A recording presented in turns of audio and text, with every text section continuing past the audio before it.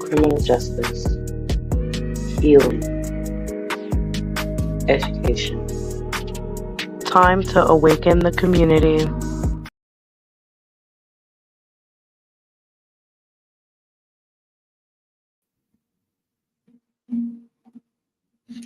Good morning, afternoon, evening, wherever you are currently watching.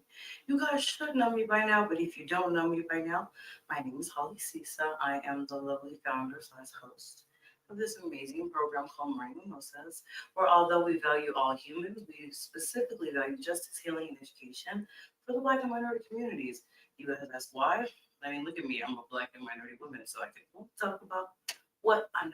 So, y'all, before we start today's episode, I want to start off a little bit of something today. So today's episode is being filmed on, what's today, Saturday, April 5th. And as most of you guys know, later on this evening, this is where I will be at the second annual Denver Networking Social. So please, if you are in the Denver area, please make sure you are headed that way later on this evening so you can meet me, an amazing host, amazing artists, amazing vendors, and just a really, really positive vibe tonight. So if you are in the Denver area, please make sure you are headed to 1400 Oneida Street this evening. VIP starts at 7 p.m. and general admission starts at 9 p.m. and it'll end at midnight. So just wanted to give that little spiel there before we start the episode. This event is brought to you by Stars from Brothers Events and Misha Gaines. So just wanted to give a shout out to her and her wonderful business before we started the episode. So once again, if you're in the Denver area, please make sure, I don't know if you can see me pointing because it's in front of me, but please make sure you are headed to the second annual Denver Networking Social. Once again, brought to you by Stars from Brothers Events, Misha Gaines. It's going to be an amazing time. And also, before we get started with the episode, I know this is going to be audio and visual, so I know that for the people who will be listening to this later won't see this. But for the people who are currently watching, last week was the award fundraiser via the African Chamber of Commerce and Morning Mimosas, and I took home the Disruptor of the Year award. Yes! Snap, snap, snap, snap, snap. I just wanted to go ahead and share a little bit of pictures from that event. Like I said, I know the audio listeners won't be able to see it, but if you see this visually, you'll be able to see that. But yes, we took home the Disruptor of the Year, and I just want to say thank you again to the African Chamber of Commerce for selecting Morning Mimosas, and we are shaking stuff up a little bit. So just want to go ahead and, like I said, share a few pictures. This is me and Shay of Zenith Moon. She also won an award that night. I just wanted to go ahead and shout her out as well. I had a picture of me and Lily B, but I don't know where it went. It deleted itself. So I apologize. I have one with me and Lily B too. 100%. But y'all, let's talk about the topic at hand today. So today we'll be discussing Malaika Griffin, who was her race hasn't changed. She's an African American woman who on May 18th, 1999 in Denver, Colorado, specifically at the address of 2325 Humboldt Street in Denver, she shot and killed her white neighbor, Jason Horsley. And today we'll be analyzing her behavior that caused her to do that stupid shit. So, you guys know me, I don't mince words, but before we get the episode started, I will be showing a clip of me last year. I was working for Denver Families for Public Schools, and we were canvassing, and I ended up in the area where the homicide took place. So I will be showing a clip of when I was at work, but took a little second just to record this video of me in front of the house where Malaika Griffin shot Jason Horsley. Let's take a look. Hey guys, I'm walking past the house. This is the house right here, where in 1999, Malaika Griffin, a black woman, shot and killed Jason Horsley in front of this house right here.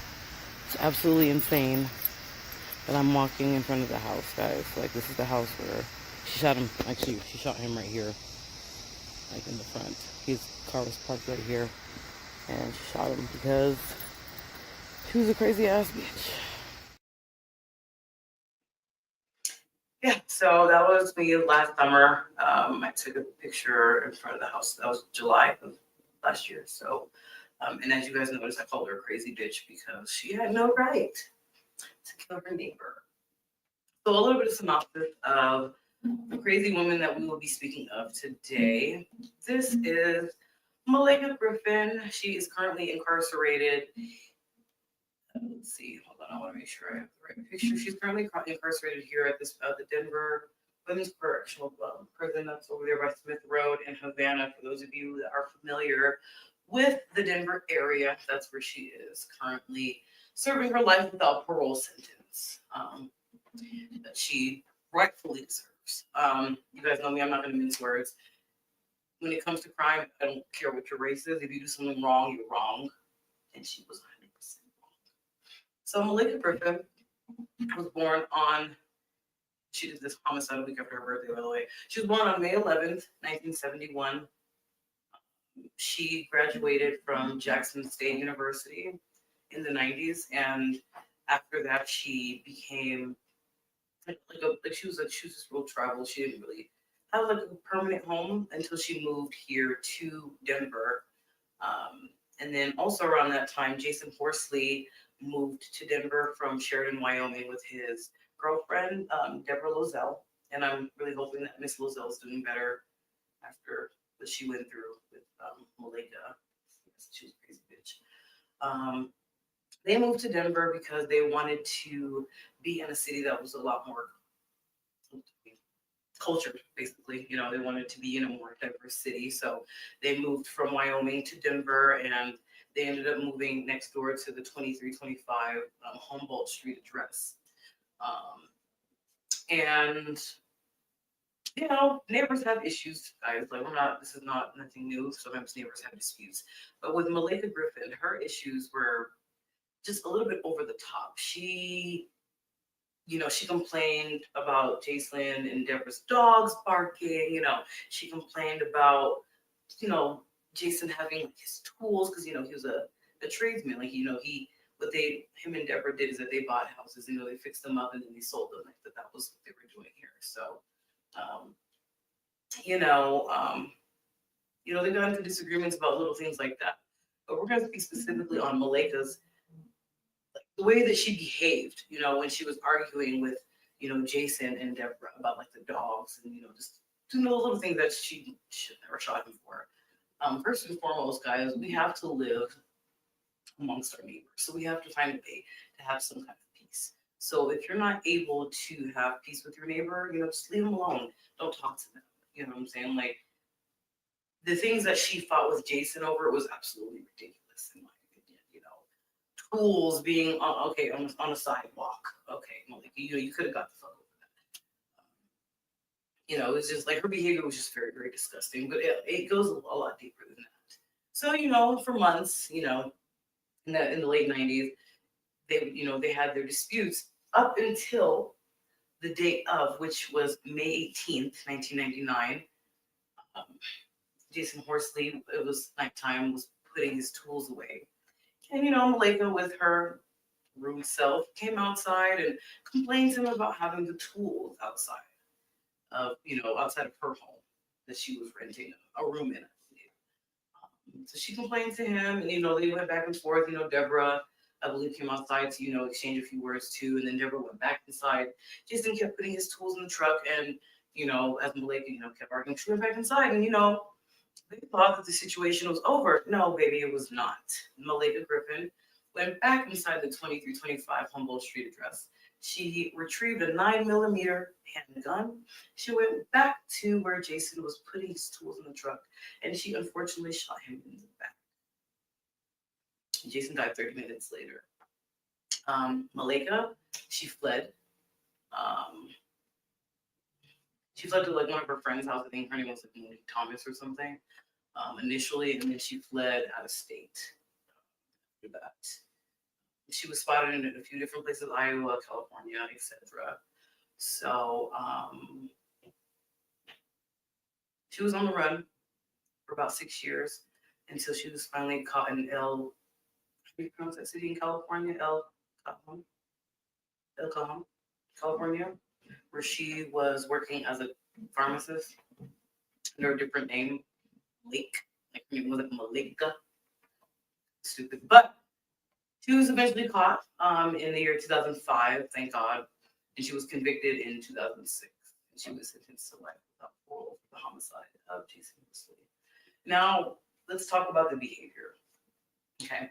When the investigation took place, um, the Denver police found that Malika had a hatred of white people. Let's tell the truth, that's what it was. She had a hatred of white people. She had like anarchy cookbooks. She had like bombs, and she just had a whole bunch like tactical gear. Like this woman was absolutely insane. Okay, absolutely insane, and she was planning on doing like a mass genocide of white people.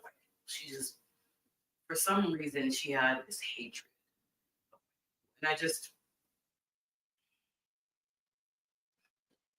lady, what was your problem? You know what I'm saying? Like, that behavior alone is just really really disgusting. Like, if somebody did something to you, I understand you having like, anger, that little bit of, I don't want to say hatred because hatred, I don't like that word. I don't like people hating each other because of race, but people hate each other over race anyway.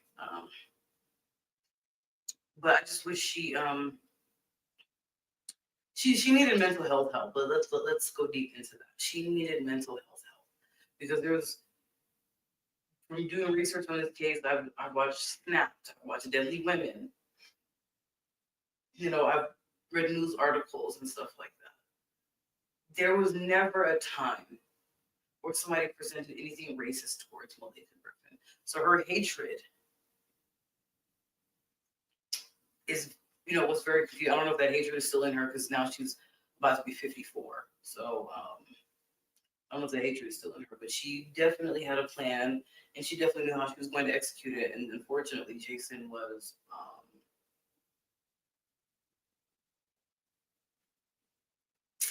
caught a stray because of that. And I just want to just go ahead and say, rest in peace to Mr. Horsley. He did not deserve that. Malika is exactly where she needs to be. She's exactly where she needs to be because she had no right. And when I see this is one of her recent mugshots, I just get so angry because, bitch, what are you smiling for? Like, you took a life unnecessarily at that. I don't know what the full story is between her and her, Jason, and Deborah, but from the stories that I read, she has no right. You don't have no right to do that because you don't like somebody. I really, really, really need people to grow up from that. She had no right. She had no right to take Jason's life. And my people, I'm going to speak to the Black community real quick. I'm sorry, y'all. There's a little something in my eye.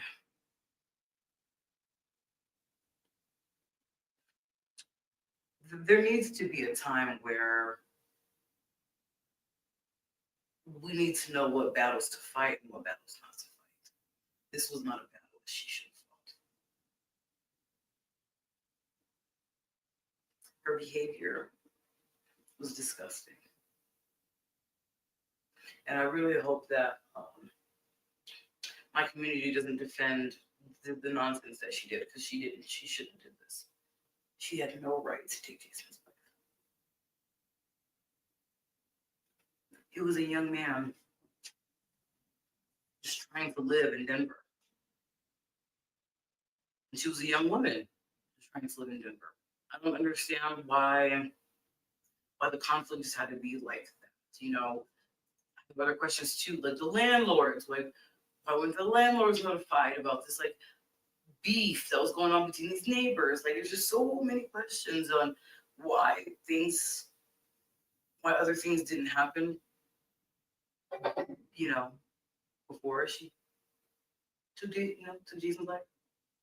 She definitely could have sat with him, had a reasonable conversation with him. You know what I'm saying? Like, hey, I don't appreciate you, putting your tools out here. Can you not do this? Can you Can you can you find a way to quiet your dogs? Obviously dogs will do what they want because they're dogs.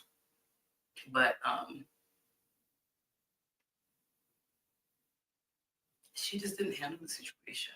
Right? Like she definitely exhibited some mental health issues that definitely should have been addressed. Um, because the hatred that she had was it's not valid. It's not valid for me. And I know the history, of slavery and everything else, and I get that. But you have no right to take somebody's life because you're mad.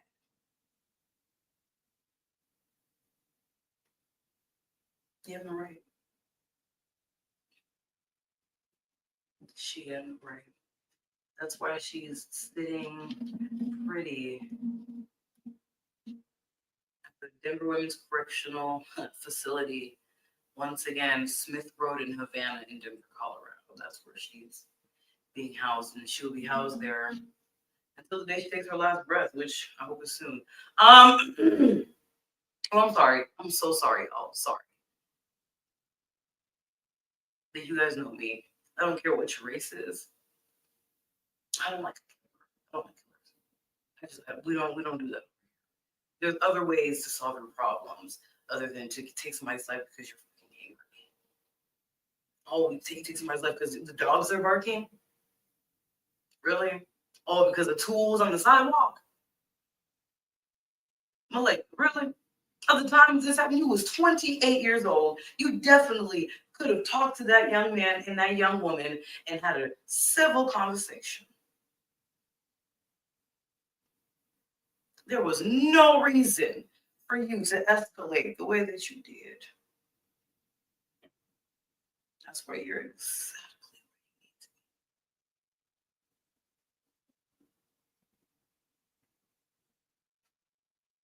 Malika, you're exactly where you need to be.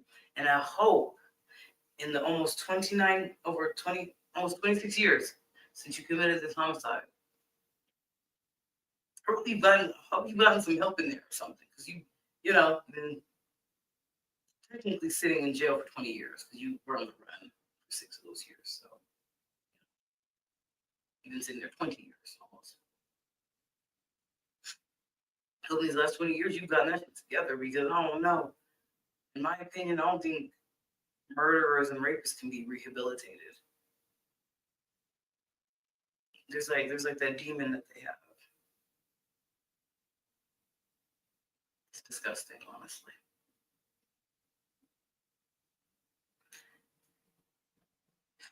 So, sorry guys. All I can do is like kind of just shaking my head at like people taking it too far. It would never be that serious that you take somebody's life. Period. So,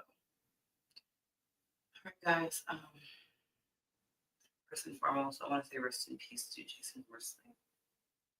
Young man, you did not deserve what happened to you almost 26 years ago. Wish you would have had a better neighbor.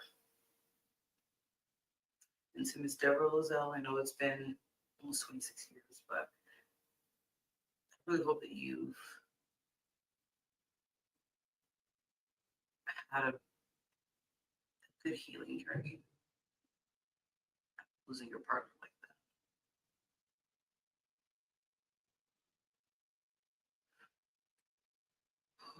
that. Y'all, you guys already know Morning Moses values human life, justice, healing, and education for the Black minority communities, although we love all people.